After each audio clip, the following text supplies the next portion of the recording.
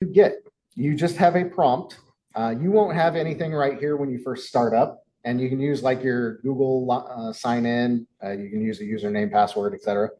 This is it. You just have send a message, and you just chat to it. You're like, hello, and it will actually just literally talk to you. And you ask it a question, it might answer it out of the blue. Yeah.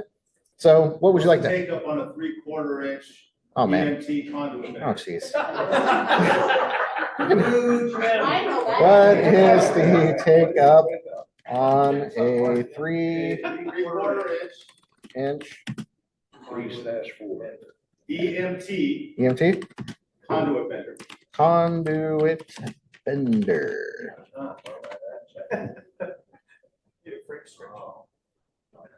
There you go. Holy There you go. Hold on, I need to go bring my So what it's really doing is yes, it can generate content all on its own, but it's really just doing a Google search. Yeah, it's doing a really fast one because it's using what's called teraflops in its own processing speed inside the computers and on its own server. So it's, it's just searching like you would. It's just faster because it's a computer. That's really all it is. Yeah. How much faster is this than like your regular laptop or your desktop? Like at home? It's the exact same thing. It's just this is trained to be faster. So it's what it's called, it's indexed. So it has this gigantic library that it knows where every single piece of information. So it knows where take up is inside of its library. So since I put in take up, it knows exactly where it is in the library. So it just went right to that word and found it. It knows, it's like a librarian. It knows exactly where that word is in its library, and it just went directly to it.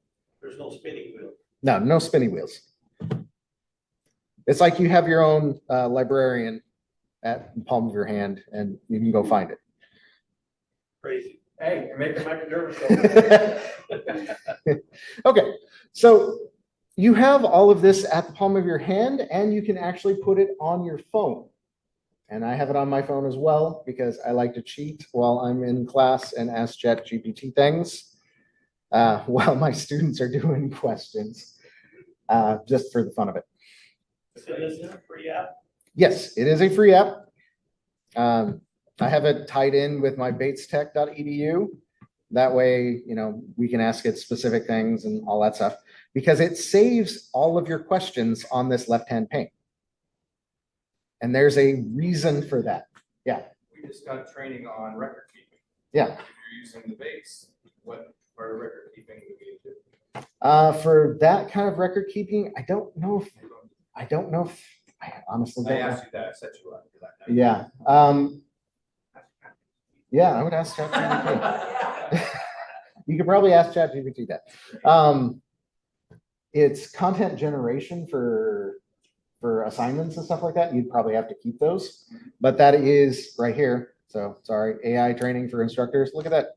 You can actually just copy this completely down and turn that in for the records request.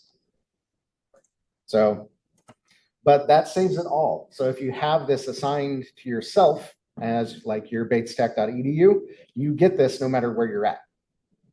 So you can just log in and pull all of this request down. So literally nowhere or anywhere. Sorry, not nowhere. So what I wanted to do was show you how I use this to generate assignments. So we looked at EMT, but how about we try a different thing for multiple choice questions? We're going to generate a multiple choice questionnaire. And it's super, super easy. And since we're in Washington, we're going to do it on Washington State apples. So super easy. You just do, yo dog, can you generate a multiple, and I got to spell this right, or it'll yell at me, multiple choice question based upon Washington State apples. Oh, dang. I gotta spell things right. There's a squiggly. And then you just let it work. There you go. And now you have a multiple choice question. And you're technically done. And you can do this over and over again in this chat. Does it show you the answer as well? B. Yeah, choose the correct option, A, B, C, or D. So it tells you, you can say the correct answer would be A, B, C, or D. It says, which variety of apples is most commonly associated with Washington State apple production, Granny Smith, Fuji, Gala, or Red Delicious. It says choose the correct option, A, B, C, or D. So you can ask it, what is the correct answer? Correct answer is D. So now you have everything you need for just that question. Could you ask it to do 5 questions so we don't have to type it in? Can you make 5 of these?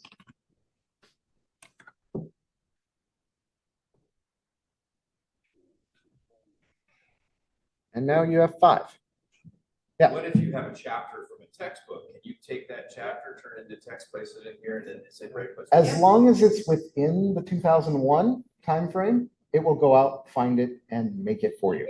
Copy, so I copy and paste like a page, a chapter, a section from a textbook, and throw it in there and ask it, I need 10 questions for a Oh, buy test. 10, do 50, make a bank. Yeah. Well, because I don't want 50 on one. And then, yeah, that's how I did all my final. You copied and pasted a chapter. I pulled out the information from the textbook that I wanted to quiz them on, that the students had read, and I said, give me 5 questions from this chapter, multiple choice. And then I say, I've done way too much thinking. and then I do it. And then I say, and I'll say, here's the answers, and it gives me the answer key, and then they grade it. And then Yeah. you just copy and paste it in there. So what I do is I go through all of these, and of course you have to proofread these because they may or may not be true. So you are the subject matter experts, so you need to verify. But then I tweak these. Joseph, Yeah. can you please repeat that sentence and everyone hear the sentence you just uttered? If you hear nothing else, then you please hear the sentence. Don't you just- So Proofread it. once again, proofread these because you are the subject matter experts, and I highly suggest you change the answers. That is the biggest one because these are public domain.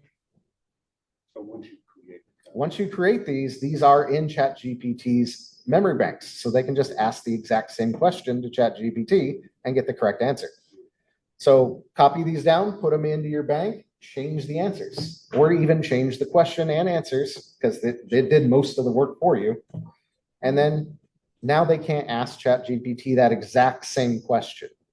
I mean, yeah, ChatGPT might give them the correct answer, maybe, but it's unreliable, so it might not. But that's what I do, especially on true and false, is I change it just enough. You had a question?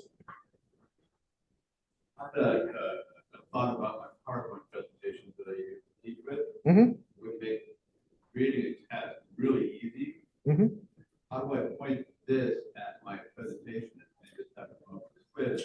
Do I have one? Let's see. Let's see. Can I do that? Can I? Right, get out of here. Come on. Let's see. Oh, there's AI in the classroom. So let's do that. So can you make a test bank of true false questions based upon my PowerPoint? I can't even spell. What is that? Upon one finger is faster than the other. So we got that. Grab that over. Let's see if this one will actually, nope, that one's not letting me send that. Mine lets me just copy paste directly over. I usually click and drag, but I think that's because I have the paid version. Let's say, just, I'm sorry, I don't want to interrupt, but doesn't 4.0 allow you to upload files? Yeah. I think, yeah, so. So paid 4.0, version allows you to do you would just click drag directly over. So this version is- Yeah, 3 point, it apparently does not let you do that. A 4.0, plenty of money to get an analysis of specific uploaded content. Yeah. You know, go and upload your- But for this one, for a 3.5, if you have like a Word document or just like text, just copy the text directly over into it. And then it will do the exact same thing. It's just easier if you just slide the document in, but yeah. Like, because Is there any way to send an accent to it, with a key on it, or? not ChatGPT, it is completely open source and open to public. That is the biggest thing coming from cybersecurity. Like Apple, Microsoft, Google, and et cetera, we're actually putting their source code into ChatGPT to help them, source out bugs. You can actually go in and look at Microsoft source code right now by just asking ChatGPT. But the next thing. Okay. So anywho, you can do harder things. Like, let's say, how do I prompt a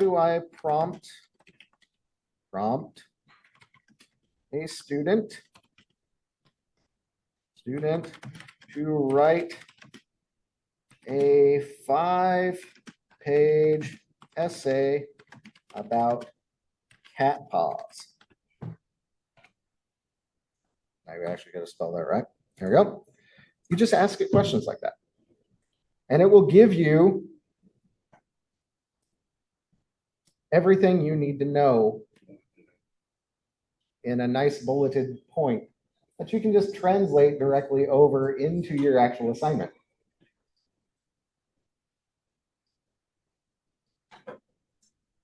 So explore, there's the essay prompt, explore the fascinating world of cat paws.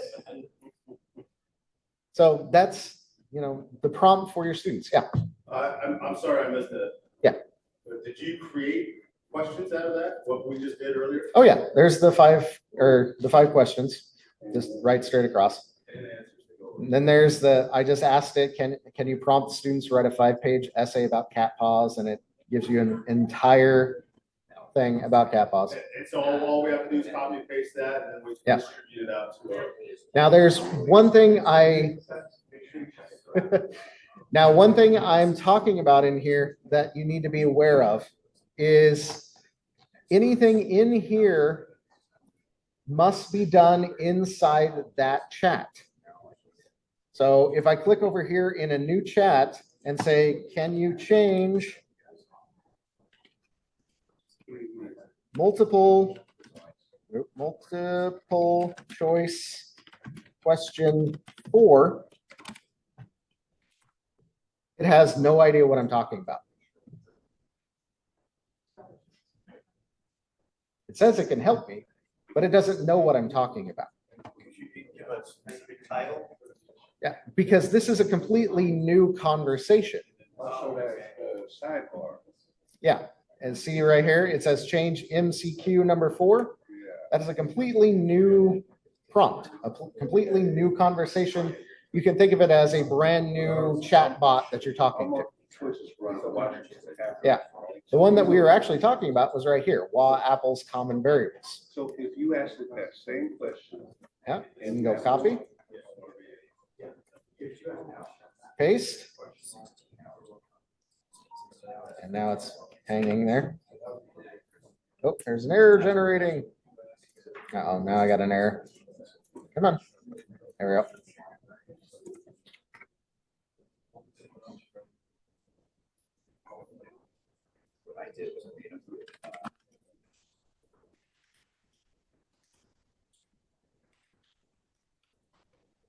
Let's make it about tacos instead.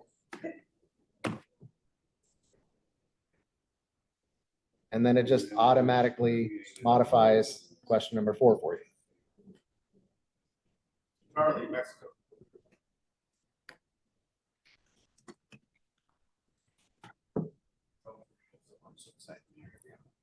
There you go. Now you have the answer. So that is the ease of this. And this will save you like hundreds of hours building test specs. And once again, you have to proofread these because it may not be right. Because it could have totally just said that this was Italy, just randomly. So you said in order to use content, it's copy and paste. So you have to take the. Yeah, they've locked it behind the paywall. You would take context from the text. Yeah. I don't think this one has it. I think 4.0 has, but there's the libalt, I think is what it's called. But it's the free PDF website that it can pull resources from as well. Yeah. Oh, yeah. So open source, Mhm. you ask to bring up the questions, and then you ask to get the correct answer. How do you know that the correct answer is the correct answer if it's open source? No, that's why you have to proofread them. That's why you're the subject matter expert, Alan. All right. Is there any questions, concerns about these? So this is the heart of how to make this easier for you as an instructor. So, any other questions, concerns about this? So again, we open this up in our laptops or whatever. Mhm. We still have to copy and paste it. We can't pull PDFs from this or anything like that.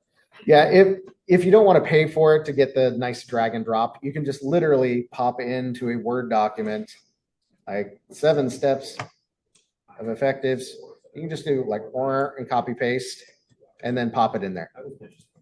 Oops. Then it has the information. that you- And then just paste that directly in there. And then it will work right off of that. The 4.0 just makes it so you can just drag and drop the entire document in there without copy pasting. It's just a little bit easier. We need to make this one.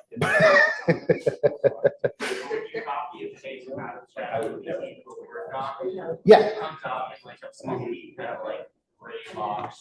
Yeah.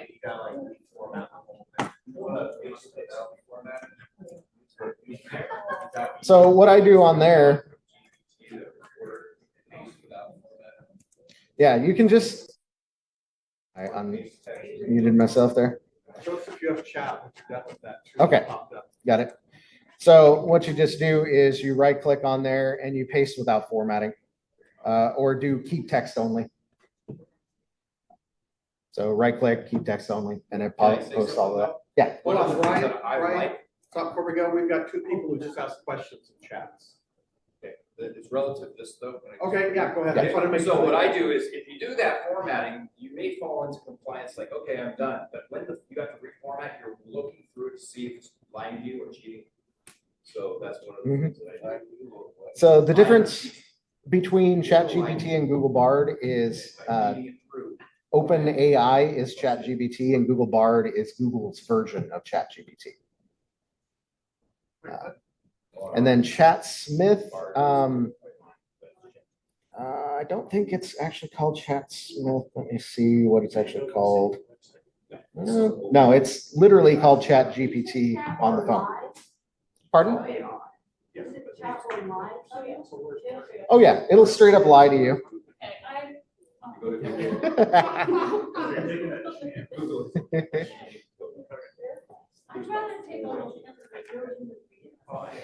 So yeah, ChatGPT or OpenAI on the App Store or Apple Store has their own ChatGPT. So I don't know what ChatSmith is. And then of course Google Bard is its own thing. Chat Smith is my neighbor.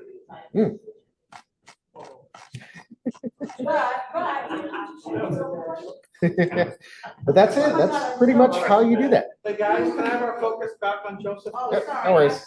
That's okay, I know everybody has questions We're and, really bad students. no, and That's it's a all sign that Joseph got everybody thinking, so I'm sure Yep. it's not an insult. So back to, Joseph, I'm trying to download the app on my phone.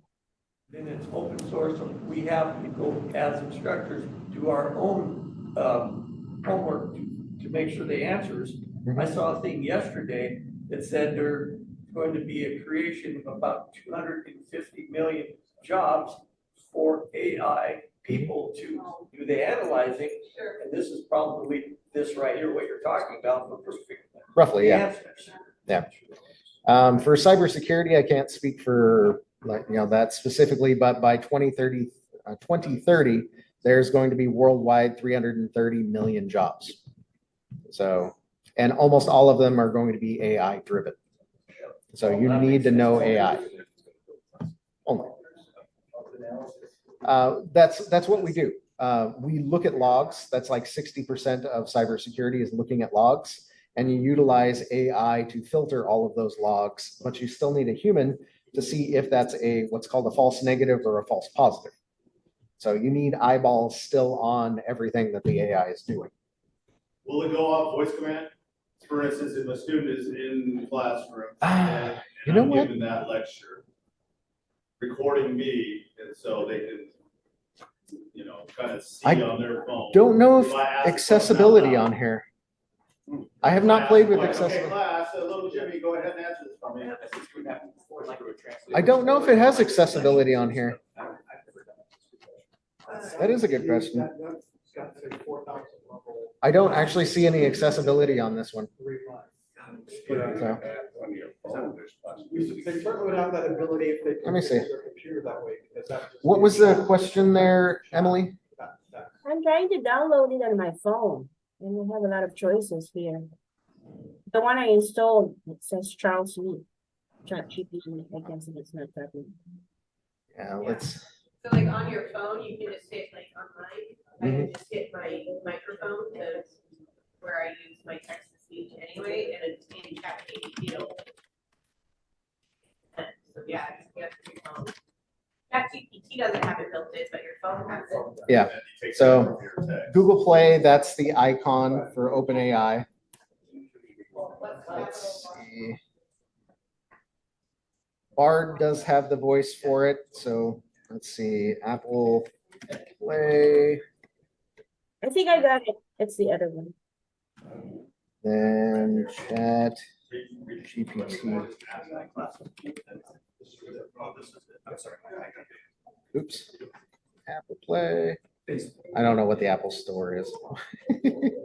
Apple Store. Yeah, I don't use any Apple at all. Okay, so it's still OpenAI ChatGPT on the Apple Store. So. All right, everybody, can I have everybody come back real quick again? I don't want to be like this, but we want to give, first of all, thank Joseph incredibly much. Thank you, Joseph. Everybody. One of the things that I've discovered over the last year is the better you are at your expertise and what you're asking, the better data that you receive back. And one of the prompts that I've discovered from, I call them the masters out in the world, is if you start to look at your prompting in a formula, what you're going to be able to do is give more data than if you just looked at it like what Joseph was doing. It's coming off the top of your head. And what we do here in the college is we're trying to build curriculum. We're trying to give our students the opportunity to quiz them more often, engage with the content. And this formula came across, I was watching some YouTube videos, and this one came across and I really liked it. And so this one is, the formula is content. So if you are a content expert, let's say in the electrical field, the more information you put into your prompting, the more exacting you're going to get out of it. And so really start to think about what are you trying to do? So my example that I'm going to look at is a student needs to do a research paper on the pros and cons of digital cameras for a specific real estate photography. So now it's nice and specific in that. So you can write that in, and then the next thing is more specific information. Like, for example, there are different megapixels in cameras. There's different lenses.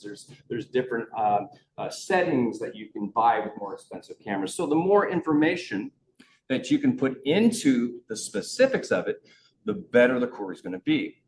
Then this is a good one for what we do. What are you intending to use it for? So anybody that has ever, read a newspaper or worked in journalism, you basically need to know what your intent is of that specific article so that it doesn't wander around. Okay, so by having, you know, thesis statements and or the intent of, I want this to be used to educate students, or I want this for somebody that's been a photographer for 30 years. Each one's going to have a little bit different want and need from that. The next is, how do you want the response format? Okay, so for example, you can do lists, you can do paragraphs, you can do, like, for example, I'll show you a textbook that I put together for one of my courses, where it can put it into an index, or you can put it into content. And so if you place all of these together, you're going to get an output that is a little more of what you intended the use for. Now, there are 7 steps to being effective with this that goes into this formula. That's where we always need to make sure that we are double checking, triple checking what we are saying to it and what we're getting back from it. So the first thing is, be specific.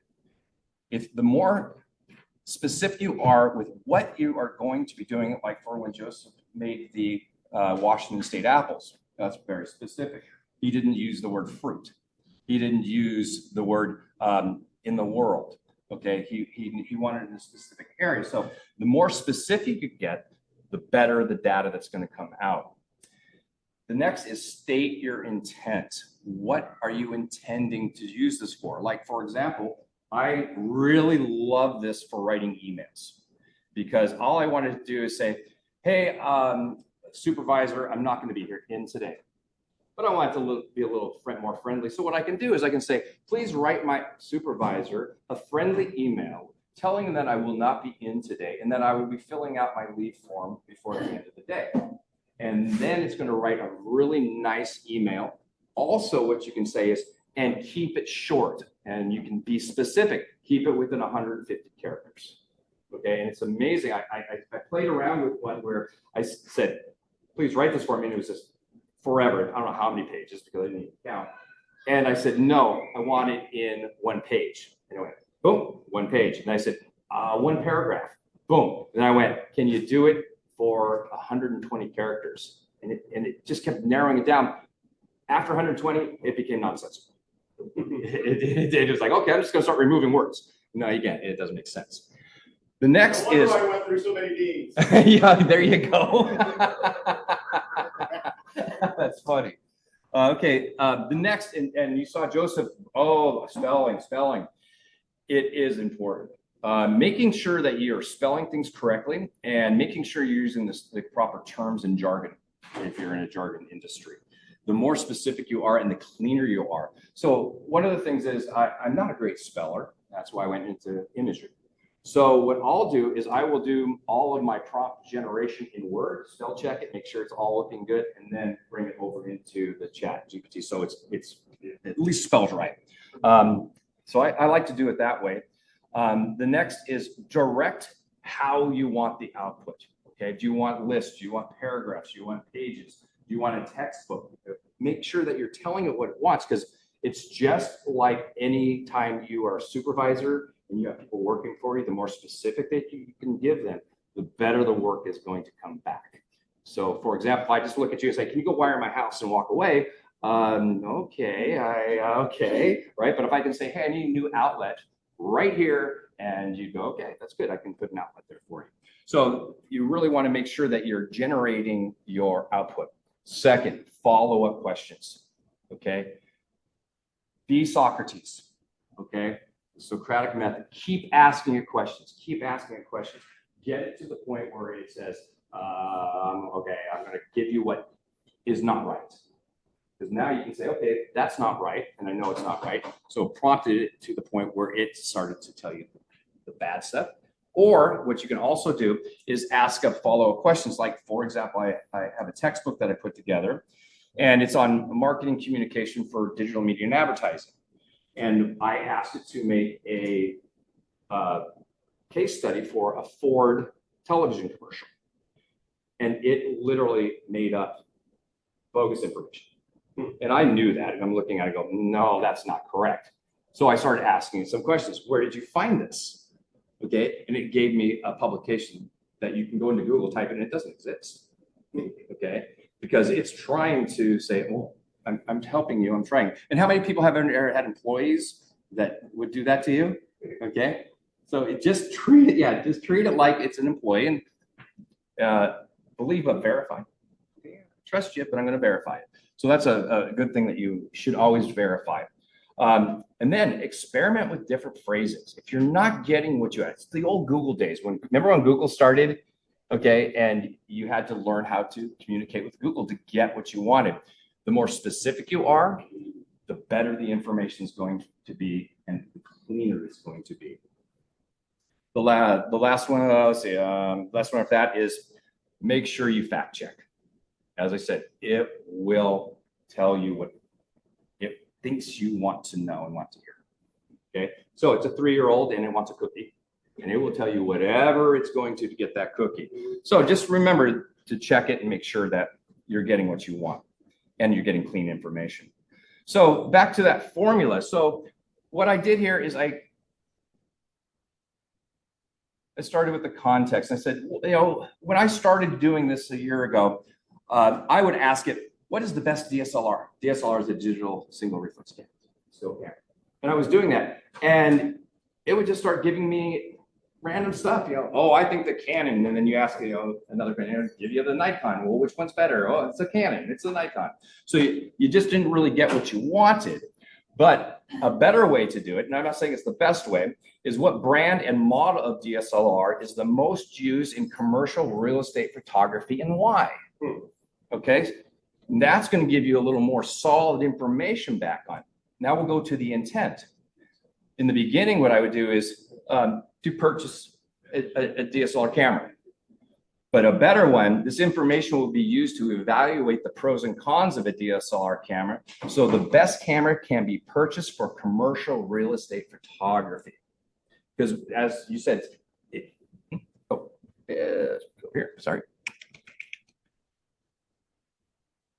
Oh, it's backwards, of course. There we go. Okay. So the next is, how do you want the report? How do you want this to come back at you? What format? In early, I would say, well, I'm writing a college paper. Okay, well, there's lots of different ways to write a college paper. So this one, a better way of doing is, this will be used in a college paper. The paper needs to have an introduction telling the reader the topic, and 3 paragraphs with technical information with the pros and cons, and a conclusion on the best choice for the professional photography results. Now, 23 seconds later, with all the best, I got exactly what I needed. This right here is as high as quality as you would see if a blogger had written it on a website, okay? There may be things in there that you read through that you want to inject your own information, but as overall viewing, this came out with a wonderful introduction of what we're talking about. Sorry, I got 2 computers, sorry. There we go, okay. So it wrote a real nice introduction telling what we're gonna be telling them. Then it starts with the first one is going to be the Canon D5. And it goes through all of the explanations of why a Canon D5 is a good camera. And then it's going to give you the pros and cons of that particular camera. The next, it shows the competitor's camera. Now you could actually be more specific even inside of the prompting. I would like Canon, I would like Nikon, and I'd like Sony. Okay, so you can actually tell it those and do this. I did not put that in there. I wanted to see what it was going to do. So again, it gave us the Nikon with all of the information that is important for a photographer who's taking pictures of real estate. And then it gave us a pros and cons on that one. Then it did the next one, which is Sony. Now, I didn't tell it to do Nikon, Canon, Sony, but because those are the top 3 selling cameras in the world, it decided, well, you probably want the most used camera, and that chose to do that for me. Again, it has the pros and cons. And then at the very end, it said, okay, out of all the information, my best recommendation is the Canon D5. And then it says why. So if a student hands this in, obviously it met the requirements of the introduction, the 3 paragraphs with 3 different cameras, the pros and cons, and a conclusion with a reasoning why, which was the first thing I asked it, why it chose it.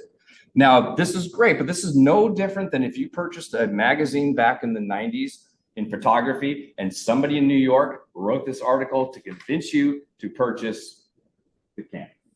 There's really no. So you actually have to read it as if you were reading any other work from a marketing point of view. Make sure it's fitting your specific needs. But this took 23 seconds to do. And now we're like, okay, great. So how do I use it now in the classroom? So I have a 5th quarter class on how to use digital media for marketing and advertisement. And there's a lot of information that we have to do on demographic studies, on personifications, on case studies. And for the last 10 years, I've had a chapter from this book, I've had a video from over here, and it gets kind of sprawling over time. And so I thought, well, why don't I go ahead and write up all of the information that I want to use. And I started with, okay, here's all the things I've covered in classes previously. And I just asked it, can you write and separate it into chapters? And it wrote the first draft on the chapters. And I realized, no, I think I want to move this around. So I moved it around and then I put it back into ChatGPT and said, okay, this is how I would like to have it laid out. And then I gave it some requirements. I said, okay, what I want you to do is I want you to break this up into sections. And at the end of each chapter, I want discussion questions. And I want discussion questions for the first 3 chapters. And then at the end of chapter 3, I want you to write me a quiz and the answer key. And it did. So if you go through to the first chapter, you have the discussion questions. And then in Canvas, I put the quiz. And then at the end of the 4th chapter, I said, all right, now we need to have an assignment and an assessment. And so I wrote, yes, sir. Sorry to interrupt, Brent. The initial material, the content, did you put that in ChatGPT from your Canvas course, or is it well, text? A lot of it, because once again, we go back to content. Okay, I'm a content expert in marketing and communication and media. So what I primarily did is I told it I want to teach demographic study, and then it said, okay, fine. Here's what I would say. And then I read through it and I go, no, I don't want this. I don't want that. Take this in, put this out. And then it basically like an editor would. If you go and work for a publishing company, the editor would go, yeah, we got to change this around a little bit to make it easier. And it does it for you. So that's what earlier I said. It's like having a staff of people now. And all you're doing is prompting them to get the work done. So then we have the chapter, and then we have the work, the hands-on work inside of it. So this whole 25-page book with all the questions, all the assignments, everything took me 2 hours. If I was to sit down, the last time I wrote a book was in 2003, and I wrote a photography book. It took a year. And now I did it 2 hours. And I gave this to a friend of mine who actually works in Chicago doing this at the higher levels. And when he read through it, he goes, oh, I wish I had this when I went to school, because they had it, because teachers would go, okay, we need this textbook and this textbook, but then you got to go to the library and check out this other stuff. Well, it's all here. And so that's a real fast way to take what you already know, put it into a digestible way, give it assignments, give it quizzings. Also, what's fun too, is I can give a lecture and then in just a few minutes, write up a 5-question quiz and give them a quiz to make sure that they were tracking what I had in 2 seconds. It's really a neat tool. So that's how I use it. I encourage everybody to start seeing how it can work for you and engage in it. Anybody have any questions on the process? edited it through prompts. If you look at it, and say, throw this out, whatever, you kept prompting as your editing process. Yeah. Or I went like this. I know exactly what I want now. It wrote 90% of it, and I went, no, I'm just going to finish that. Let's put myself into it.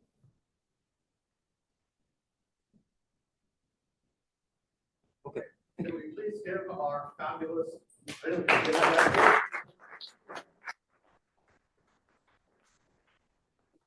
I'm the frou-frou framing, and you guys are the meat. I'll be the Wonder Bread on the outside or something. So thank you, guys. That was fabulous and awesome.